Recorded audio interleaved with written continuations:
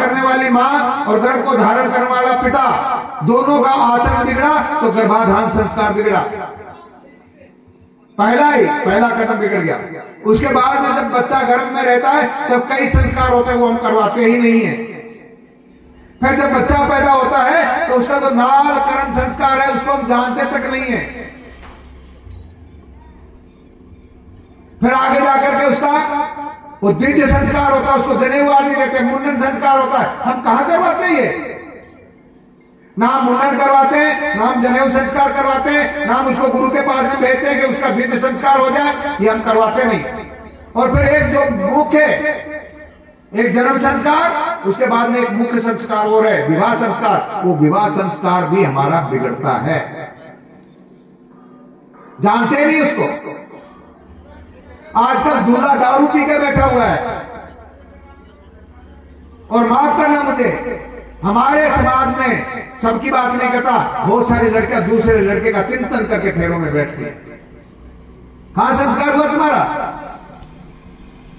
अग्नि को हम साक्षी मानते हैं, उस अग्नि के हम अपमान करते हैं। फेरों का जो समय दिया जाता है उसके ऊपर फेरे नहीं होते हैं। फेरों का समय ब्राह्मण ने दिया, विद्वान ने दिया, इस समय इस वक्त फेरों का समय है, हम वो उस वक्त जाते हैं, न जाने कहां बारात होती है, दारू पी के नाचते हैं, और वो संस्कार का समय गया।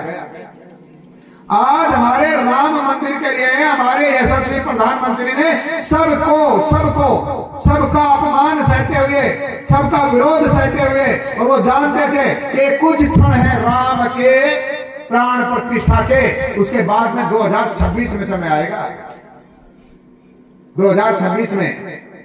अब ये जो समय है, सारे लोगों ने भांति भांति से उनके ऊपर आरोप लगाया, आक्षेप लगाया, न जाने उनको क्या क्या कहा, उनको राक्षसी प्रवृत्ति का व्यक्ति तक कह दिया। लेकिन वो जानते थे, विद्वान ब्राह्मणों ने समय निकाला, और थोड़े समय के लिए, कुछ क्षण के लिए वो समय था, इसी में प्राण प्रतिष्ठा हो सकती है। सबका विरोध सहते हुए उसी समय में प्राण प्रतिष्ठा कर दी। ये एक साधु का भाव है, एक महात्मा का भाव है, ये महात्मा का कर्म है। समय होता है संस्कार का, हमारे यहां संस्कार खत्म हो गए, विवाह संस्कार नहीं हो पाते हैं। वहां शराब पी के सड़क पे नाचते हैं, डीजे चलता है, भद्दे भद्दे गाने लगाए जाते हैं, और जब फेरों का समय आता है, जब वो ब्राह्मण यहाँ बैठ करके अग्निदेव को प्रज्वलित करता है और फेरों की बात करता है, तो उसके कान के ऊपर बंदूक लगा दी जाती है। हे पंडित जी, क्या बड़बड़ करता है, जल्दी से फेरे करवाते। वहां जल्दी नहीं थी, यहां जल्दी है, संस्कार नहीं करने देते हैं। अरे मेरे भाई बहन, इसको संस्कार करने दो। जितना समय तुमने अपनी जिंदगी का 25 साल गुजारा है, उस 25 साल के 25 मिनट तो दो इसको, 1 घंटा तो दो, 2 घंटे तो दो, इसको संस्कार तो करने दो। तुम्हारे विकारों को तो धोने दो, उसको गुरु वरण तो करो। लड़का और लड़की उसको गुरु वरण करे, उसके माँ बाप उसको गुरु वरण करें, और जो आज्ञा वो दे रहा है, जो समझा रहा है, उसको जीवन में उतारो। विवाह संस्कार होता है, लेकिन हमारा विवाह संस्कार भी डूब गया। कन्या का दान नहीं कर पाते हम, हमारे यहाँ कन्यादान का विधान है, कन्यादान नहीं कर पाते हैं, कन्या का दान ही नहीं करते हम। कैसे हमारा जीवन सुखी होगा? फिर हम गृहस्थ में अपना गृहस्थ धर्म नहीं निभाते हैं। दंपति धर्म आचरण नीका, ये गृहस्थी का जीवन है। पहले हमारा ब्रह्मचार्य बिगड़ा, ना लड़का ब्रह्मचारी है, ना लड़की ब्रह्मचारिणी है। शादी में आने से पहले हमने अपने ब्रह्मचार्य को खंडित कर दिया, हमारा ब्रह्मचार्य खंडित है। किसकी शादी होगी?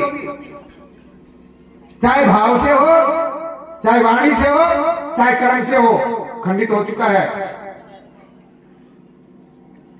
हम चिट्ठी लिख देते हैं, I love you, I love you, और फिर फेरे करते हैं, किसी के साथ में बैठते हैं, किसी के साथ में खाते, किसी के साथ में उठते हैं, किसी के साथ में। संस्कारों को शून्य कर दिया हमने।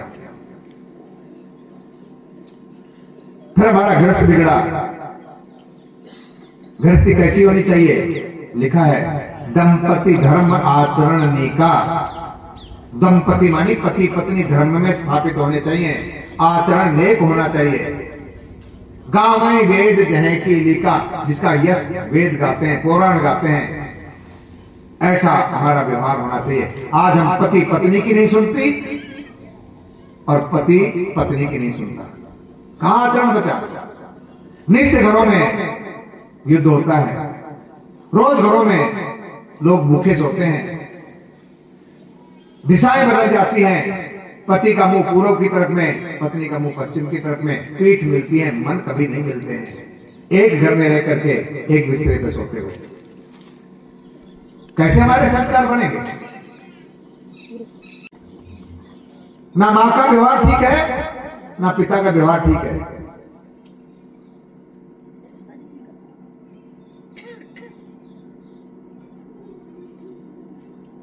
जो गर्भ में आ रहा है उस वक्त हमारा व्यवहार गलत हो गया, फिर हम आस लगाते हैं कि हमारे बच्चे संस्कारी हों। देखो जाकर के महाभारत में गर्भाधान संस्कार,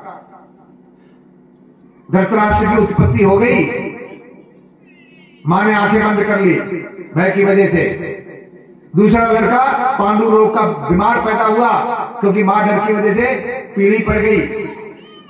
और तीसरा उस दासी ने स्वीकार किया, विद्वान पैदा हुआ।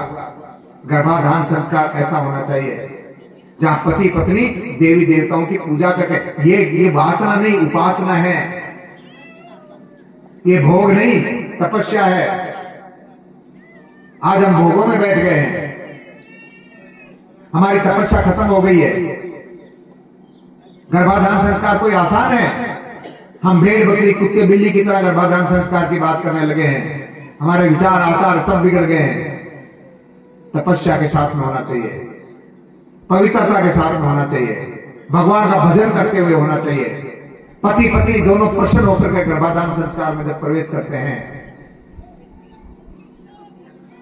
तब जो बीज बैठता है, फिर उसका पालन पोषण मां के द्वारा होता है। और 9 महीने तक सात्विक व्रत रखते हुए, भगवान का ध्यान करते हुए, भगवान का पूजन करते हुए, भगवान का भजन करते हुए। राक्षस की पत्नी है, संत के आश्रम में है, वहां कथा सुन रही है, उसकी कथा को सुन करके उसके गर्भ में बैठे हुए बच्चे के सारे संस्कार बदल गए। राक्षस का होते हुए भी भगवान का परम भक्त पैदा हुआ। नाम है प्रहलाद, कयादु का पुत्र है, हिरण्याकश्यप का पुत्र है, राक्षस का पुत्र है, लेकिन मां के गर्भ में है। और मां कहां का है? संतों की सेवा में, महात्माओं की सेवा में। वहां क्या मिल रहा है उसको? भगवान का भजन। कान से, उसके कान से जब उसके अंदर जा रहा है, वो बच्चे का ध्यान उसमें लग रहा है। अभिमन्यु की मां, अर्जुन पत्नी सुभद्रा, गर्भ में अभिमन्यु है। और एक रोज पति से पूछ लिया, हमारा चक्रव्यूह क्या होता है? उस युद्ध का मुझे जरा बताओगे? और अर्जुन ने बताया। और ये सुभद्रा सुनती है, अर्जुन बताता जा रहा है, मां के गर्भ में बच्चा सुन रहा है। और वो सुनने वाला बच्चा उस चक्रव्यूह के 6 दरवाजे तोड़ने की शिक्षा मां के गर्भ में ले ली। और 7वां दरवाजा जब तोड़ने की बात आई तो मां सो गई, मानी उस तक कनेक्शन कट गया, अब उसको सुनाई नहीं दे रहा है। इसलिए 7वें दरवाजे पे जाके वो बच्चा मर गया। ये संस्कार हैं हमारे। इसलिए हे देवियों, जब गर्भ में बच्चा हो तो भगवान की शरण में रहना। अच्छा खाना, आपका भोजन सात्विक हो, आपका भाव सात्विक हो, आपका भजन सात्विक हो, आपके विचार सात्विक हो, तो आपके गर्भ से कोई विद्वान प्रकट होगा।